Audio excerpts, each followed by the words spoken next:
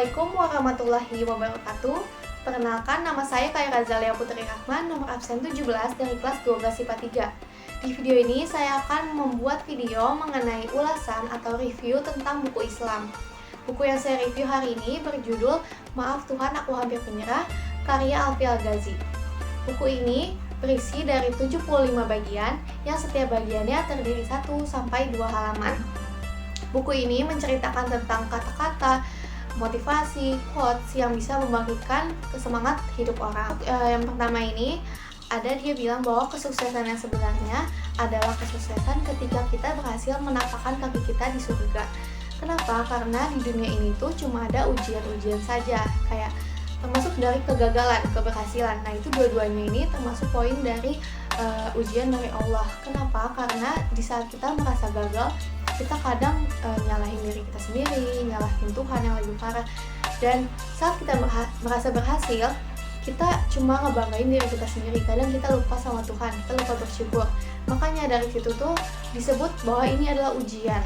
Karena harusnya kegagalan ini tuh sebagai bahasa kita dari Allah. Kenapa? Karena saat kita merasa gagal, harusnya hati kita terketuk untuk lebih mendekati diri kepada Allah, kepada Tuhan. Sebaiknya jika kita lagi merasa gagal, dari buku ini yang di-highlight sebaiknya jika kita merasa gagal, kita harusnya mendekati diri kepada Allah gitu, bukan malah menjauhi atau malah lebih parah itu menyalahkan gitu. Nah, di sini juga di-highlight bahwa yang paling saya suka kata-katanya ada bahwa doamu selalu terjawab walaupun terkadang tidak sesuai dengan permintaan, tapi pasti selalu yang terbaik. Allah bakal ngabulin apa yang kita butuhkan, bukan yang kita inginkan. Jadi dari sini kita yakinin aja, kita harus doa, kita yakin bahwa Allah itu ada gitu. Pasti doa kita pasti terkabul, walaupun bukan itu, tapi pasti diganti yang lebih baik gitu kan.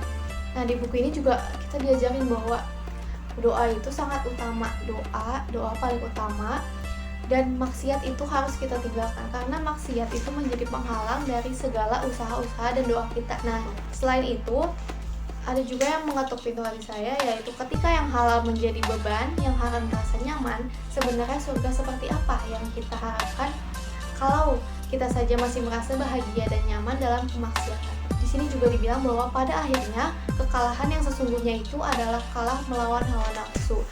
Pada zaman sekarang ini banyak banget orang-orang yang melawan hawa nafsu di sekitar kita pun, bahkan diri kita pun masih susah untuk melawan hawa nafsu, dan itu harus diperbaiki. Kita tidak boleh mengikuti hawa nafsu terus-menerus karena itu bisa menjadi sesat. Ada di halaman 53, yaitu kita tidak sendiri. Kita nyatanya tidak sendiri menyusuri jalan luka ini. Ada banyak jiwa yang sama, bahkan barangkali mengalami luka yang lebih perih daripada apa yang kita keluhkan hari ini. Memang beginilah hidup, jalannya tak selalu mulus, tak selamanya keadaan itu berpihak, tak selamanya semua hal ada dalam kendali.